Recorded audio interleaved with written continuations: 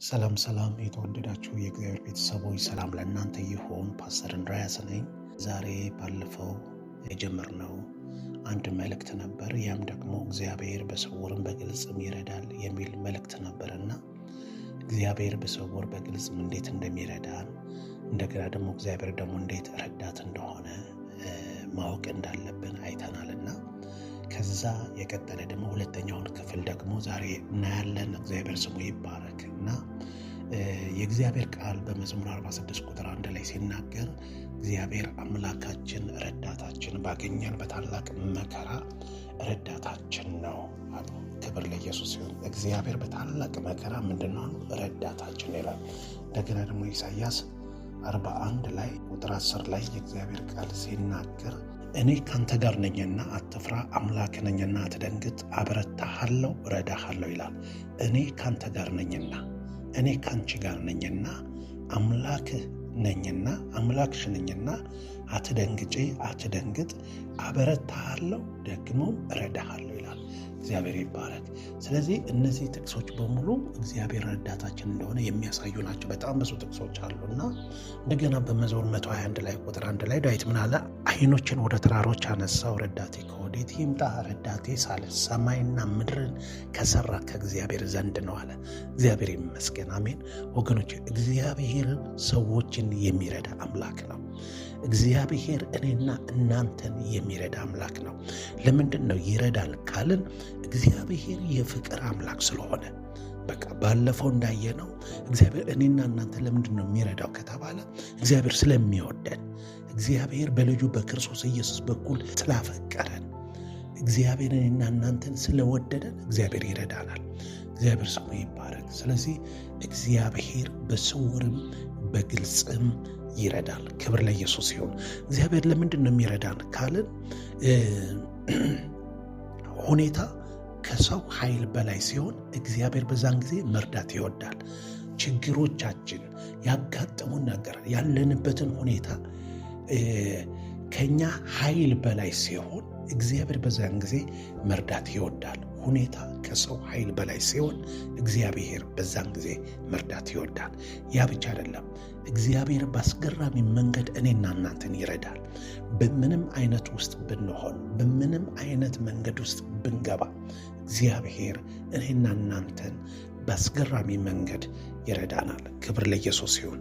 እግዚአብሔር በማንኛውም ቦታ ሊረዳን ይችላል። ወገኖቼ በምንም አይነት ሁኔታ ውስጥ ብትሆኑ፣ በማንኛውንም ሁኔታ ነገር ውስጥ ብትሆኑ እግዚአብሔር ይረዳቸዋል። በምንም አይነት ቦታ ውስጥ ሆኑ፣ በምንም አይነት ውስጥ ግቡ፣ እግዚአብሔር ግን እኔና እናንተን ሊረዳ ይችላል። ክብር ለኢየሱስ ይሁን። ስለዚህ ወገኖቼ እግዚአብሔር ፈጣን ረዳት ነው።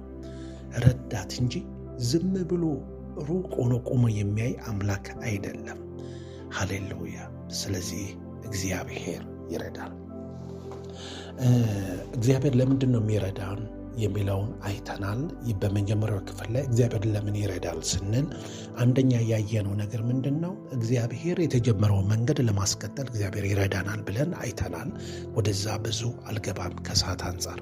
ሁለተኛ እግዚአብሔር ለምን ይረዳናል ብለን ስናይ እግዚአብሔር በመንፈሳዊ ጦርነት ውስጥ ስንሆን፣ መንፈሳዊ ውጊያ ውስጥ ስንሆን እግዚአብሔር ሊረዳን ይመጣል ብለን አይተናል። ስለነ ዮሳፍጥ አይተናል። ስለ ታላላቅ ሰዎችን አይተናል። እግዚአብሔር ስሙ ይባረክ። ሌሎችንም ሰዎችም አሉ በመጽሐፍ ቅዱስ። እነሱም ብቻ ሳይሆን እነዚህን ሰዎችን ብቻ ሳይሆን እግዚአብሔር ብዙዎችንም ደግሞ እግዚአብሔር እንደረዳ መጽሐፍ ቅዱስ ይነግረናል። ለምሳሌ ዳዊት እግዚአብሔር ከጎልያድ እንዳዳነው አንደኛ ሳሙኤል ምዕራፍ 17 ቁጥር 37ን ማየት እንችላለን። ዳዊት ምን አለ? ከአንበሳና ከድብ እጅ ያዳነኝ እግዚአብሔር አለ፣ ከዚህ ፍልስጤማዊ እጅ ደግሞ ያድነኛል አለ። ክብር ለኢየሱስ ይሁን። አያችሁ፣ ዳዊት በሰው ኃይል አልተመካም፣ በእግዚአብሔር እርዳታ ነው የተመካው። ስለዚህ እግዚአብሔር ሌሎችንም ሰዎች እንደረዳ እንደገና ደግሞ ዳዊትን ደግሞ እዚህ ጋር ደግሞ ሲረዳው እናያለን። ስለዚህ የእግዚአብሔር እርዳታ ብዙ ጊዜ የሚያሳየው ሰው በማይችለው ጊዜ በእግዚአብሔር ሲታመን ነው የእግዚአብሔር እርዳታ ብዙ ጊዜ የሚገለጠው። ስለዚህ የእግዚአብሔር እርዳታ ብዙ ጊዜ የሚያሳየው ሰው በማይችለው ጊዜ ነገሩን በማይችለው ያንን ነገር መፍታት በማይችል ሰዓት፣ ያንን ነገር መውጣት በማይችል ሰዓት የእግዚአብሔር እርዳታ ይገለጣል። ክብር ለኢየሱስ ይሁን። ዳዊት ብቻ አይደለም፣ ዳንኤልም ታውቁታላችሁ። ዳንኤል ታማኝ የነበረ የጸሎት ሰው የነበረ በአምላኩ በእግዚአብሔር የሚተማመን ሰው የነበረ ግን በአንበሳ ጉድጓድ ውስጥ እንደተጣለ መጽሐፍ ቅዱስ ይናገራል። ከአንበሳ ጉድጓድ ዳንኤል እንዴት እንዳዳነው ዳንኤል ምዕራፍ 6 ቁጥር 22 ማየት እንችላለን። አምላኬ ማለት መልአኩን ልኮ የአንበሶችን አፍ ዘጋ አለ። አያችሁ፣ ዳንኤል በጸሎት ታማኝ ነበር። እግዚአብሔር በአደጋው ጊዜ ምን አደረገው? ዳንኤልን ረዳው። አያችሁ፣ በአደጋ ውስጥ የእግዚአብሔር እርዳታ ለዳንኤል መጣለት። እግዚአብሔር ስሙ ይባረክ። ጴጥሮስንም ሄሮዶስ ባሰረው ጊዜ ሐዋርያት ሥራ ምዕራፍ 7 ላይ ሄሮዶስ አስሮት ነገ ቀጠሮ ይዞ ሊገለው ነገ ቀጠሮ ይዞ በነበረ ሰዓት በቤተ ክርስቲያን ውስጥ አጥብቆ ጸሎት ሲደረግ እንደነበር ብዙዎቻችን እናውቃለን።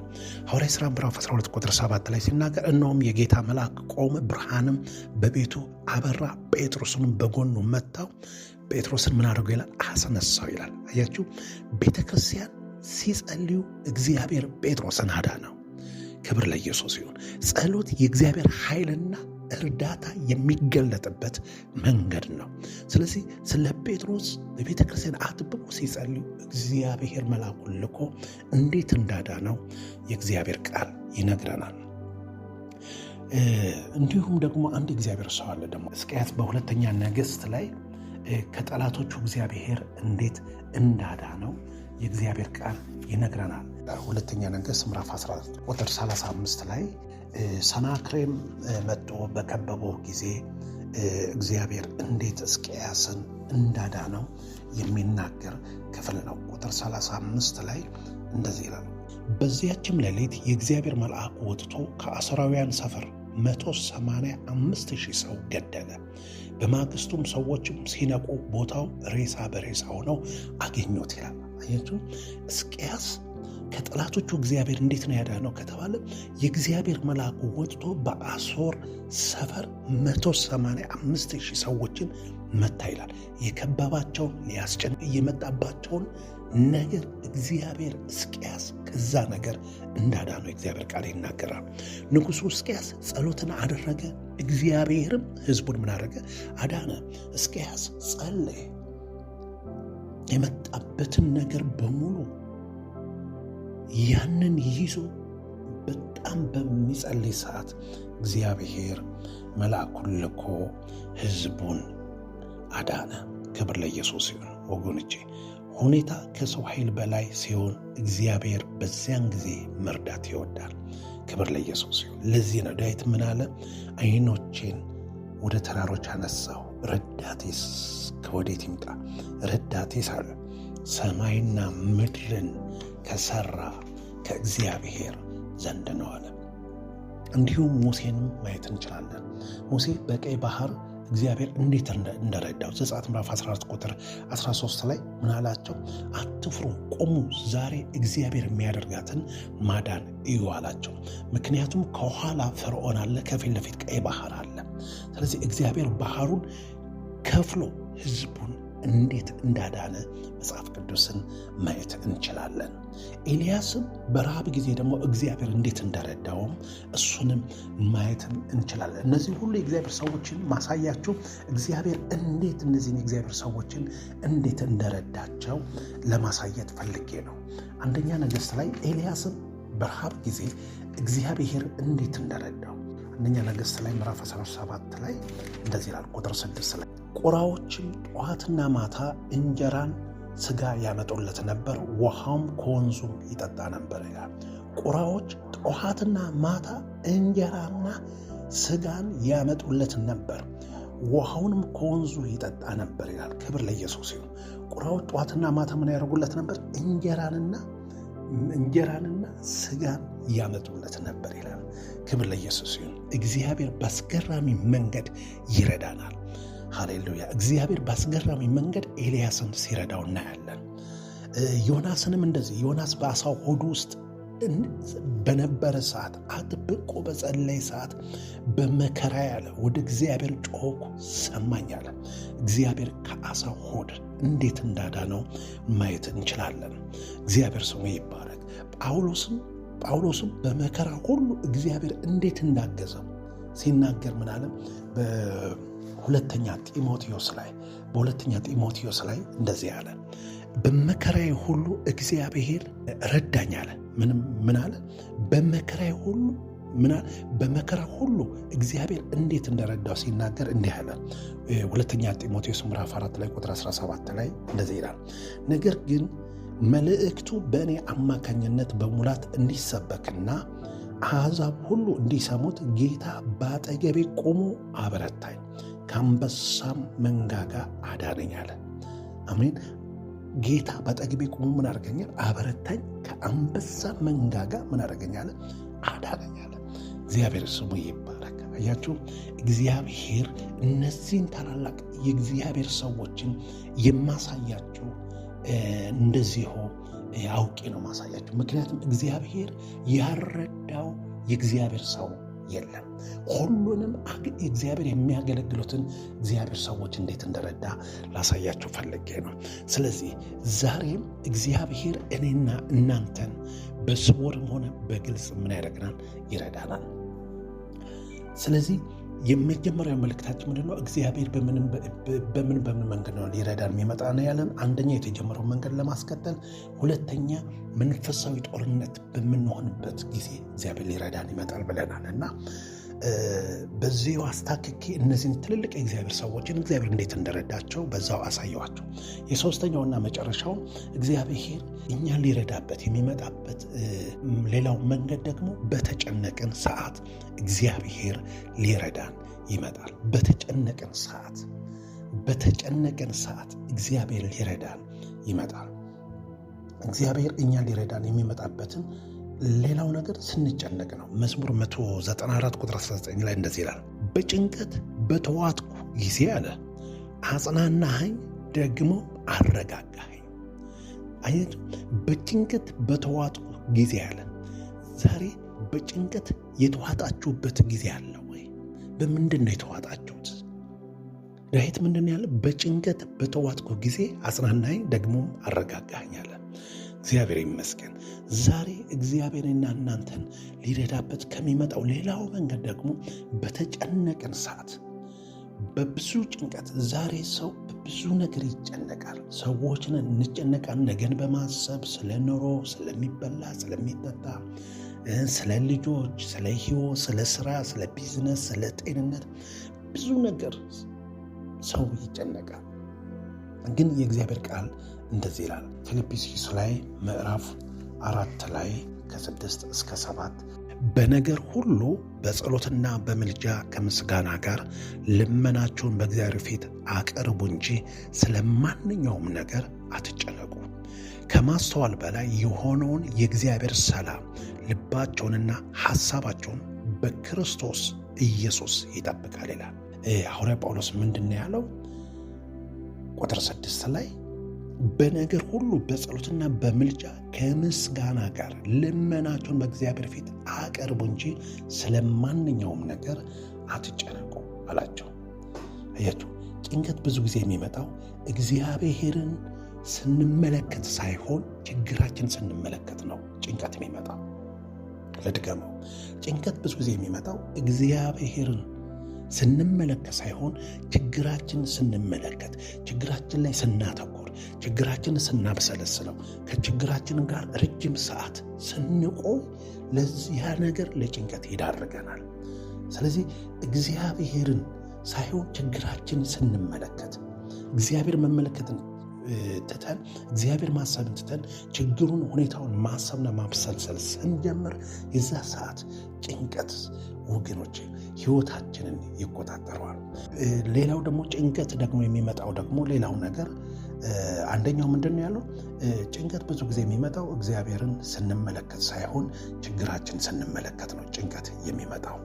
ጭንቀት ተስፋ በሌላ ላይ ስናደርግ፣ እግዚአብሔር ላይ ሳይሆን ተስፋችን በሌላ ላይ ሲሆን፣ በሁኔታ ላይ ሲሆን ጭንቀት ይመጣል። ነገር ግን ተስፋችን በእግዚአብሔር ከሆነ ግን ሰላምን እናገኛለን። ዛሬ ሰዎች ተስፋቸው በሌላ ሲሆን፣ በገንዘብ ሲሆን፣ በሰው ሲሆን፣ በሁኔታ ሲሆን ጭንቀት ይመጣል። ስለዚህ ተስፋችን በእግዚአብሔር ላይ ማድረግ ትተን በእነዚህ ነገሮች ላይ ስናደርግ ነው ጭንቀት ወደ ሰዎች የሚመጣው። ነገር ግን ተስፋችን በእግዚአብሔር ላይ ከሆነ ሰላምን እናገኛለን። ክብር ለኢየሱስ ይሁን። እግዚአብሔር ሌላው ነገር ደግሞ እግዚአብሔር ያለውን ኃይልና እንክብካቤ መርሳት ነው። ሌላው መጨነቅ ነው የሚያመጣው። ሰዎች የእግዚአብሔር ኃይል፣ የእግዚአብሔር ጥበቃ፣ እግዚአብሔር ለእኛ ያለውን ነገር ስንረሳ ወገኖች፣ ያ ነገር የእግዚአብሔር መልካም ነገርን ስንረሳ ነው ይህ ጭንቀት ብዙ ጊዜ ወደ ሰዎች ሕይወት የሚመጣው። ስለዚህ ተስፋችን በእግዚአብሔር ላይ ማድረግ አለብን ወገኖቼ። ኢየሱስ ጌታ ነው። ስለዚህ እነዚህን ነገሮችን በደንብ ያዙ። ጭንቀት ብዙ ጊዜ የሚመጣው እግዚአብሔርን ስንመለከት ሳይሆን ችግራችንን ስንመለከት ነው። ሌላው ጭንቀት የሚመጣው ደግሞ ተስፋ በሌላ ላይ ሲሆን፣ በእግዚአብሔር ላይ ተስፋ ማድረግ ትተን ተስፋችን በሌላ ሲሆን፣ ተስፋ በሌላ ሲሆን፣ በገንዘብ ሲሆን፣ በሰው ሲሆን፣ በሁኔታ ላይ ሲሆን ጭንቀት ይመጣል ወገኖች። ነገር ግን ተስፋችን በእግዚአብሔር ከሆነ ግን ሰላምን እናገኛለን።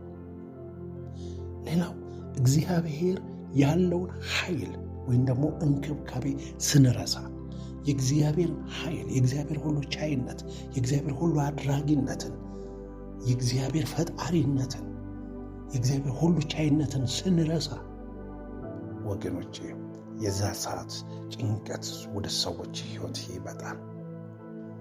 ተስፋችን በእግዚአብሔር ላይ ሳይሆን በሌላ ነገር ሲሆን ሰዎች ወደ ጭንቀት ውስጥ ይገባሉ። ስለዚህ መጽሐፍ ቅዱስ ፊልጵስዩስ ምዕራፍ 4 ላይ ቅድም ያነበብነው የእግዚአብሔር ቃል ስለዚህ እንደዚህ ይላል፣ አትጨነቁ ይላል። ማቴዎስ ምዕራፍ 6ም ጌታ ኢየሱስ ክርስቶስ ምዕራፍ 6 ላይ የተራራው ስብከት ላይ ከ25 እስከ 34 ላይ ምንድን ነው ያለው? ስለምትበሉ፣ ስለምትጠጡ፣ ስለምትለብሱት ነገር ሁሉ ምን አትባሉ አለ? አትጨነቁ፣ ስለ ነገር አትጨነቁ አለ። ወገኖቼ ጭንቀት እምነትን ያደክማል።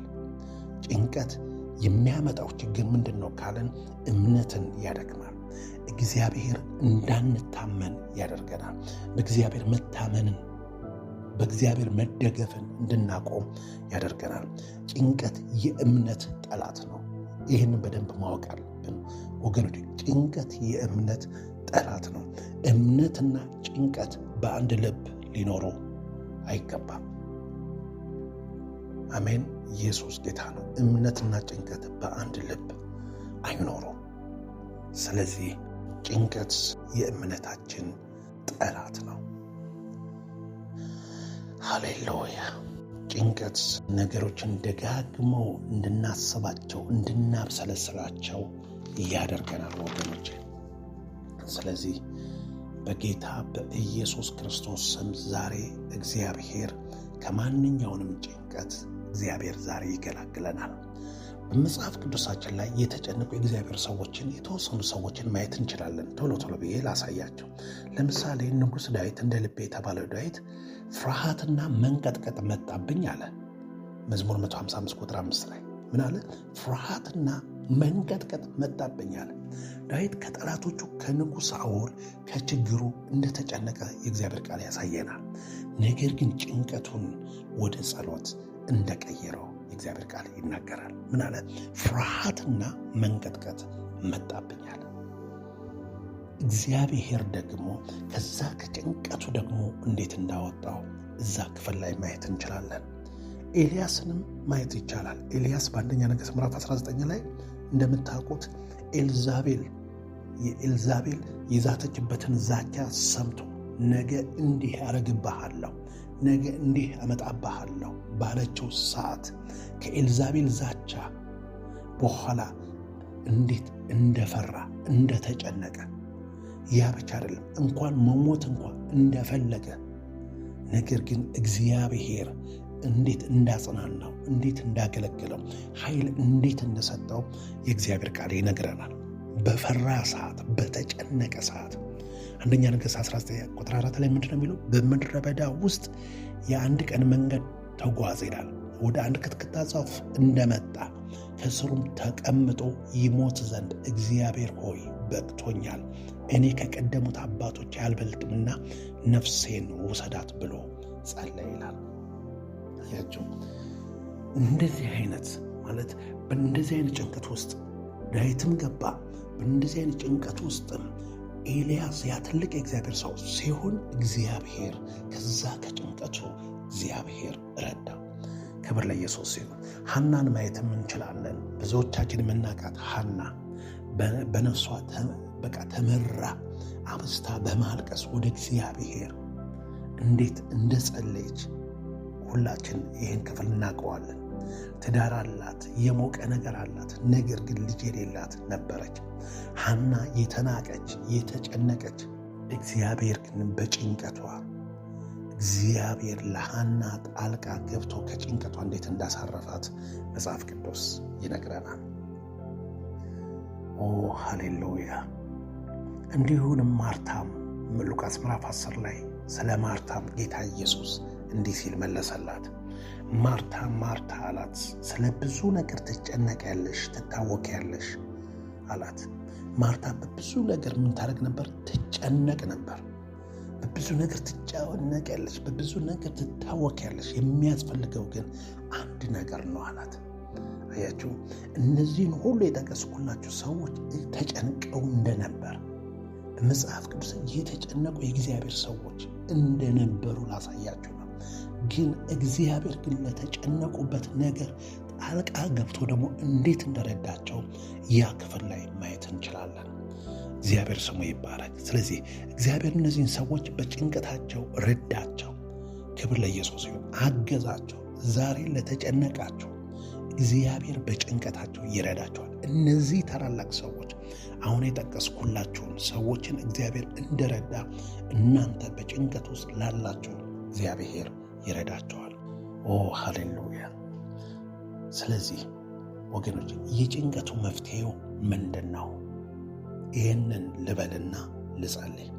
የጭንቀት መፍትሄው ምንድን ነው ፓስተር ካላችሁኝ፣ የጭንቀት መፍትሄው አንደኛ ጭንቀትን ለእግዚአብሔር መስጠት። አንደኛ ጴጥሮስ ምዕራፍ 5 ላይ ምንድን ነው ያለው? በጸሎት በምልጃ ከምስጋና ጋር የሚያስጨንቃችሁን ሁሉ በእርሱ ላይ ምን አልኩት አለ ጴጥሮስ? ጣሉት። ወገኖች የጭንቀት አንደኛው መፍትሄ ምንድን ነው ካልን ጭንቀትን ለእግዚአብሔር መስጠት። የምትጨነቁበት ስለ ኑሯችሁ፣ ስለ ቢዝነሳችሁ፣ ስለ ጤንነታችሁ ነው? ስለ ገንዘብ ነው የምትጨነቁት? ስለ ምንድን ነው የምትጨነቁት? እግዚአብሔር ጭንቀታችሁን በእኔ ላይ ጣሉት ነው የሚለው። ስለዚህ ጭንቀታችሁን ሁሉ በእርሱ ላይ ምን አለ? ጣሉት አለ። አስቀምጡት አይደለም ያለው፣ ጣሉት ነው ያለው። ስለዚህ የጭንቀት አንደኛው መፍትሄ ምንድን ነው ከተባለ ጭንቀትን ለእግዚአብሔር መስጠት። በጤንነታችሁ ዙሪያ ከሆነ የምትጨነቁት ለእግዚአብሔር ሰጡት። እግዚአብሔር መፍትሄ አለው። በገንዘብ ዙሪያ ነው የምትጨነቁት፣ በኑሮ ዙሪያ ነው የምትጨነቁት፣ በልጆቻችሁ ዙሪያ ነው የምትጨነቁት። ወገኖች ጭንቀታችሁን ለእግዚአብሔር ስጡት። እግዚአብሔር መፍትሄ አለው። ስለዚህ አንደኛው የጭንቀት መፍትሄ ጭንቀትን ለእግዚአብሔር መስጠት ነው። ሁለተኛው የጭንቀት መፍትሄ ደግሞ በጸሎት ወደ እግዚአብሔር መቅረብ። በጸሎት ወደ እግዚአብሔር መቅረብ። ፊልጵስዩስ 4 ቁጥር 6 ላይ በምንም ነገር አትጨነቁ፣ ነገር ግን በጸሎትና በልመና ሁሉ ልመናችሁን ለእግዚአብሔር አቅርቡ ይላል። በምንም ነገር አትጨነቁ። ስለዚህ የምትጨነቁበትን ነገር ሁሉ አለ በጸሎት በምስጋና በልመና ሁሉ ለእግዚአብሔር ምን አድርጉት አለ? አቅርቡት። ወገኖች በጸሎት ወደ እግዚአብሔር ማቅረብ የተጨነቅንበትን ነገር በጭንቀት ውስጥ የተያዘን አይምሮአችን የያዘ ልባችንን የያዘ መንፈሳችንን የያዘ መንፈሳዊ ጉልበታችንን የያዘ መንፈሳዊ አቅማችንን የያዘ ጉልበታችንን የያዘ ራቅ አድርገን እንዳናስብ የያዘን የተጨነቅንበትን ነገርን ወገኖች በጸሎት ወደ እግዚአብሔር ማቅረብ ነው። በምን እናቅርብ? በጸሎት። በምን እናቅርብ? በምስጋና። በምን እናቅርብ? በልመና ወደ እግዚአብሔር አቅርቦት ይላል። ወደ ሌላ አይደለም፣ ወደ እግዚአብሔር መፍትሄ ወደሚሰጠው። ስለዚህ የጭንቀት መፍትሄው አንደኛ ጭንቀትን ለእግዚአብሔር መስጠት፣ ሁለተኛው የጭንቀት መፍትሄ ደግሞ በጸሎት ወደ እግዚአብሔር መቅረብ። በምንም ነገር አትጨነቁ፣ ነገር ግን በጸሎትና በልመና ሁሉ ልመናችሁን በእግዚአብሔር ዘንድ አቅርቡ ይላል። ኢየሱስ ጌታ ነው። ሶስተኛው የጭንቀት መፍትሄው ደግሞ እግዚአብሔርን መታመን። እግዚአብሔርን ምን ማድረግ? መታመን። ምሳሌ ላይ ምዕራፍ 3 ላይ ቁጥር 5 ላይ የእግዚአብሔር ቃል እንደዚህ ይላል፣ በፍጹም ልብህ በእግዚአብሔር ታመን፣ በራስ ማስተዋል አትደገፍ። በፍጹም ልብህ በእግዚአብሔር ታመን። ሌላው የጭንቀት መፍትሄ ሌላው እግዚአብሔርን መታመን። በሙሉ ልብህ በእግዚአብሔር አለ ታመን። እግዚአብሔር ይመስገን። በእግዚአብሔር ታመን። ወገን ለጭንቀቱ ትልቁ መፍትሄ በእግዚአብሔር መታመን አለብን። በቃ በምንም ነገር መታመን የለብንም። ለተጨነቅንበትን መፍትሄው በእግዚአብሔር መታመን። በእግዚአብሔር ስንታመን እግዚአብሔር የተጨነቅንበትን ነገር መቀየር የሚችል አምላክ ነው። እግዚአብሔር ነገሮችን መለወጥ የሚችል አምላክ ነው። በእግዚአብሔር ታመኑ፣ ነገራችሁን ይፈተዋል። በጤንነት የምትጨነቁ ሰዎች አላችሁ፣ እግዚአብሔር ይፈውሳችኋል። በእግዚአብሔር ታመኑ። የሥራ በር የተዘጋባችሁ አላችሁ፣ በሥራ እጦት የምትጨነቁ አላችሁ። ወገኖች በእግዚአብሔር ታመኑ። እግዚአብሔር በሮችን ይከፍታል። ልጆቻችሁን ማስተማር ያቃታችሁ፣ ቤት ኪራይ መክፈል ያቃታችሁ፣ በብዙ ነገር ውስጥ ያላችሁ፣ በመንፈስ ጭንቀት ውስጥ ላላችሁ ሰዎች በእግዚአብሔር ታመኑ። እግዚአብሔር መድኃኒትን አለው። እግዚአብሔር በኢየሱስ ስም ፈውስን ያደርጋል በሕይወታችሁ። እግዚአብሔርን መታመን። መጽሐፍ ቅዱስ ምንድን ነው የሚለው? በሙሉ ልብህ በእግዚአብሔር መታመን። ስለዚህ ሶስተኛው የጭንቀቱ መፍትሄ ወገኖቼ በእግዚአብሔር መታመን ነው። በምንም ነገር ልንታመን አይገባም። ረጅም ጉዞ የማያዛልቅ ረጅም መንገድ በማያስኬደን ነገር መታመን የለብንም። መጽሐፍ ቅዱስ ሲናገር የሚመካ በእግዚአብሔር ይመካ ይላል። ስለዚህ ልንመካ የሚገባው ልንታመን የሚገባው እግዚአብሔር ብቻ ነው። ሰው ሸምበቆ ነው። በሰው እንዳትታመኑ፣ በገንዘባችሁ እንዳትታመኑ፣ በጤንነታችሁ እንዳትታመኑ፣ በምንም ነገር እንዳትታመኑ። ያ ጊዜያዊ ነው ወገኖች። ሙሉ መፍትሄን የሚሰጥ እግዚአብሔር ስለሆነ በእግዚአብሔር ታመኑ። አራተኛው ደግሞ ነገን ለእግዚአብሔር መተው። ማቴዎስ ምዕራፍ 6 ቁጥር 34 ላይ ስለዚህ አለ ለነገ በማሰብ አትጨነቁ፣ የነገ ጭንቀት ለነገ ይደር፣ እያንዳንዱ ዕለት የራሱ የሆነ በቂ ችግር አለውና። ስለዚህ ያለ ጌታ ኢየሱስ ለነገ በማሰብ ምን አትበለዋል? አትጨነቁ። ለነገ በማሰብ አትጨነቁ፣ የነገን ጭንቀት ለነገ ይደር፣ እያንዳንዱ ዕለት የራሱ የሆነ በቂ ችግር አለው እያለ ይናገራል። ይሄ በማቴዎስ ምዕራፍ 6 ቁጥር 34 ላይ ስለ ነገ ማሰብ ኢየሱስ የተናገረው ምንድን ነው? ስለ ነገ ማሰብ ወይም ለወደፊቱ ጊዜ እቅድ ማውጣት እንደሌለብን መናገሩ አልነበረም። ከዚህ ይልቅ ገና ለገና ሊፈጠር ይችላል በሚል ስጋት ከመጠን በላይ መጨነቅ እንደሌለብን ማስተማሩ ነበር። እንዲህ ያለውን ጭንቀት ደስታ ሊያሳጣንና ማከናወን ያለብን ነገር እንዳናከናወን እንቅፋት ሊሆንብን ይችላል። ስለ ነገ በማሰብ በመጨነቅ ዛሬ ላይ ሆነን በመጨነቅ ወደፊት የሚያጋጥሙ ችግሮችን መፍታት አንችልም። ደግሞም የተጨነቅንበትን ነገር አብዛኛው ጊዜ ጨርሶ ላይከሰት ወይ ደግሞ የፈራነውን ያህል ከባድ ላይሆን ይችላል። ስለ ወደፊት መጨነቅ ጌታ ኢየሱስን ምን አለ? ስለ ነገ ፈጽሞ አትጨነቁ፣ ምክንያቱም ነገ አለ የራሱ የሆነ የሚያስጨንቁ ነገሮች አሉት ብሏል ጌታ ኢየሱስ። ዛሬም ተጨንቃችሁ የነገን ደግሞ ይዛችሁ ነገ ደግሞ ምን ይሆናል ብላችሁ ደግሞ የነገን ጭንቀት ደግሞ ከዚህኛው ጭንቀት ጋር ደረባችሁ ምን አትበሉ፣ አትያዙት። ነጥቡ ይሄ ነበር ጌታ ኢየሱስ የተናገረው። ስለዚህ ባጋጠማችሁ ችግር ላይ ብቻ ትኩረትን አድርጉ። የነገውን ጭንቀት በዛሬ ላይ ጨምራችሁ አታብሰልስሉት እያለ ነው። እንዲህ ማድረጋችሁ ግን የነገውንም የዛሬውንም ይዛችሁ የምትጨነቁ ከሆነ ወገኖቼ የማመዛዘን ችሎታችሁ ሊያዛባባችሁና ቸኩላችሁ ውሳኔ እንድታደርጉ ሊያደርጋችሁ ይችላል። ስለዚህ ስለ ነገ አትጨነቁ አለ ጌታ ኢየሱስ። ስለ ነገ ምን አትበሉ አለ፣ አትጨነቁ። ስለዚህ ጭንቀት ለእግዚአብሔር አንደኛው መስጠት ነው። ሁለተኛው በጸሎት ወደ እግዚአብሔር ማቅረብ ነው። ሶስተኛው እግዚአብሔርን መታመን ነው። አራተኛው ነገን ለእግዚአብሔር መተው ነው። እነዚህ የጭንቀት መፍትሄዎች ናቸው። ዛሬ ጌታ ኢየሱስ ክርስቶስ እንዲህ ይላችኋል፣ አትጨነቁ፣ ለተጨነቃችሁበት ነገር ሁሉ እኔ ጣልቃ ገባለሁ ነው የሚለው።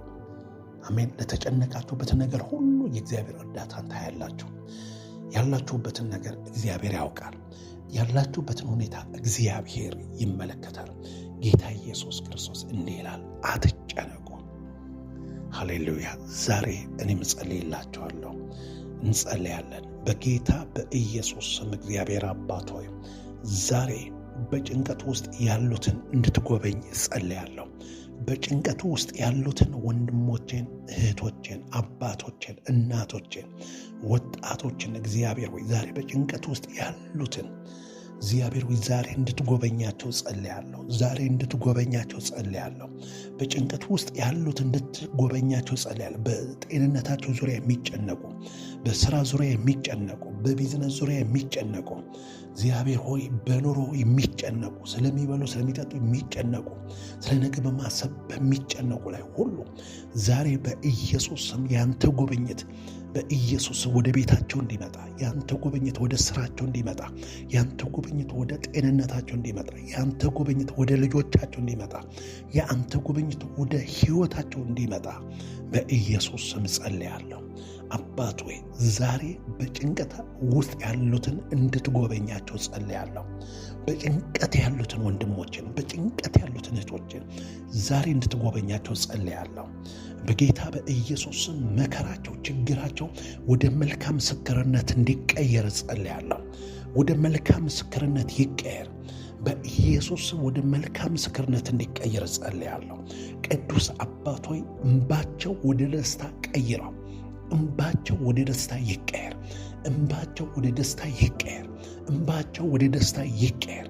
እንባቸው ወደ ደስታ እንዲቀየር በኢየሱስ ስም ጸለይኩ። በኢየሱስ ስም አሜን፣ አሜን፣ አሜን። እግዚአብሔር ይባርካችሁ። ተባረኩ። መልካም ሳምንት ይሆንላችሁ። ተባረኩ።